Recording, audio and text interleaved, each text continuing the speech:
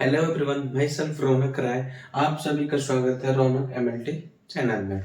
आज के टॉपिक एक माइक्रोबायोलॉजी का एक छोटा सा टॉपिक है जो कि बहुत ही इम्पोर्टेंट है, स्टेरिलाइजेशन एंड डिसइंफेक्शन। ये हम क्यों करते हैं, ये क्या होता है, ये किस किस मेथड से किया जाता है, ये सारी चीजें हम आगे देखेंगे।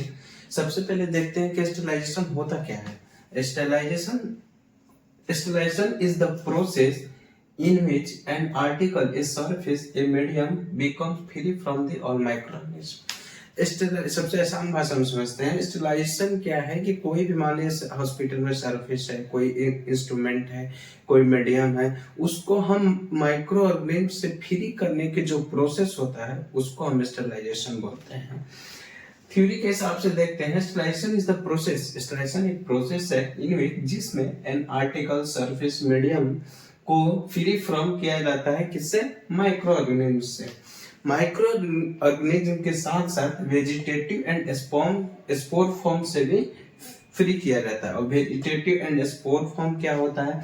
वेजिटेटिव होता है जो माइक्रो ऑर्गेनिज्म एक्टिव हो, जो माइक्रो ऑर्गेनिज्म क्या हो, एक्टिव हो, उसको वेजिटेटिव फॉर्म बोलते हैं।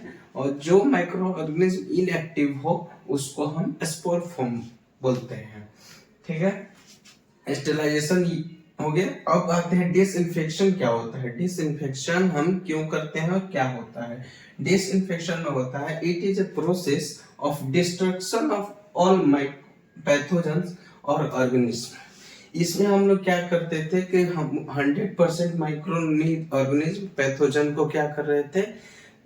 किल कर रहे थे। किसके माध्यम से? स्टेरिलाइजेशन के माध्यम से। बट डिसइंफेक्शन में क्या होता है कि माइक्रो ऑर्गेनिज्म और पैथोजेंस को हम उसके नंबर को, उसके संख्या को क्या करते हैं? रिड्यूस होता है, यानी उसके संख्या को कम करते हैं। किस माध्यम से? डिसइंफेक्शन में, डिसइंफेक्शन के माध्यम से, जो कि लिविंग सेल को ज्यादा इफेक्ट न करे, ज्यादा इफेक्ट न करे। लेकिन इसमें क्या था, वेजिटेटिव एंड स्पोर फॉर्म दोनों किल हो जाते थे।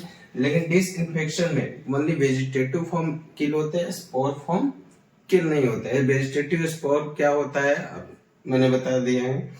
इसमें क्या होता है कि इस ऑल ऑर्गेनिज्म में not be necessary spore form. ठीक है, ऑल ऑर्गेनिज्म में not be killed but number is reduced to a level that is longer harmful to health. इसमें कह रहा है कि जैसा कि हम लोग आप लोगों को मैंने बताया था, ऑल ऑर्गेनिज्म में not be killed, all organism kill नहीं होता है, but number is reduce, number की माइक्रो ऑर्गेनिज्म की संख्या क्या करता है? रिड्यूस होता है, कम हो जाता है। To be level that is longer harmful for health, जो कि हेल्थ के लिए हार्मफुल नहीं होता है। अब इसमें हम देखेंगे कि स्टेरिलाइजेशन क्यों करते हैं, स्टेरिलाइजेशन की मेथड क्या है, ये सारी चीजें हम देखते हैं।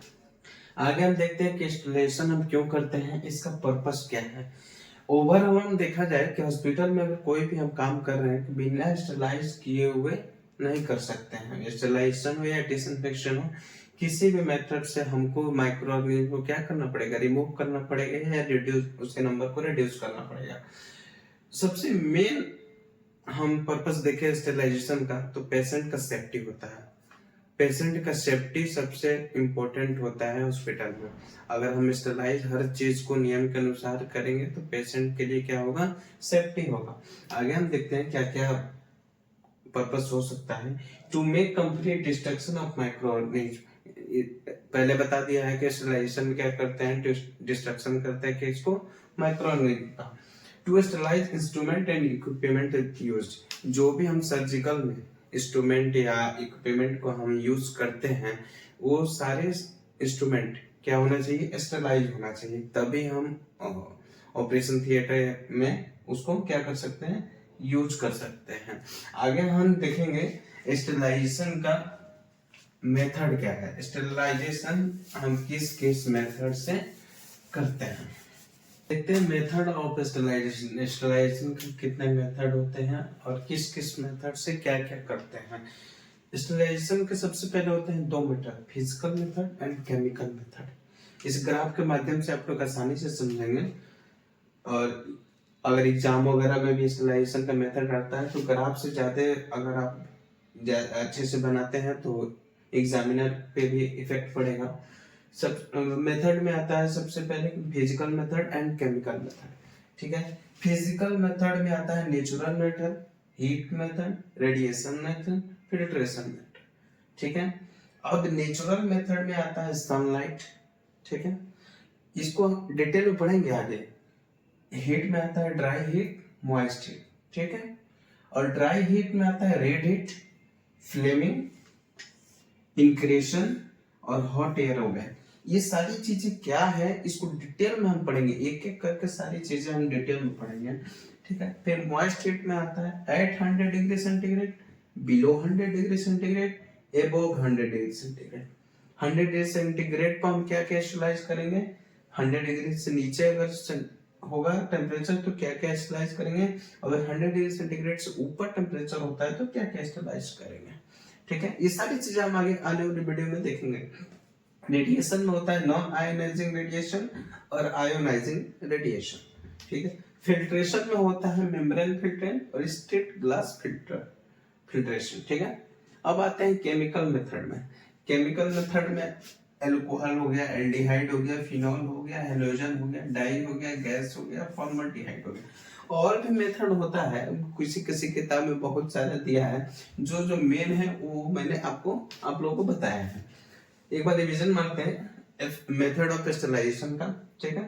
मेथड स्टरलाइजेशन का दो मेथड होता है, physical method and chemical method, ठीक है। फिजिकल मेथड में होता है नेचुरल, हीट, रेडिएशन, फिल्ट्रेशन, ठीक है। नेचुरल मैंने क्या बताया, सनलाइट, हीट में dry heat, moist heat, dry heat में red heat, flaming, incineration, hot air हो गया, ठीक। मॉइस्ट हीट में at 100 degree centigrade, below 100 degree centigrade, above 100 degree centigrade, ठीक। रेडिएशन में non ionising radiation, ionising radiation. Filtration में क्या होता है, membrane filter, strict glass filtration, ठीक है।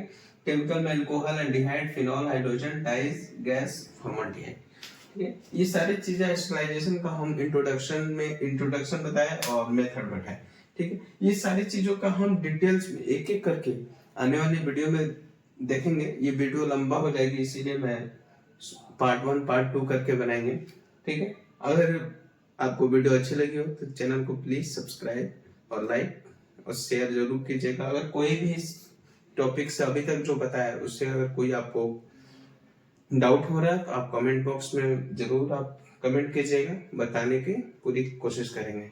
Thank you so much.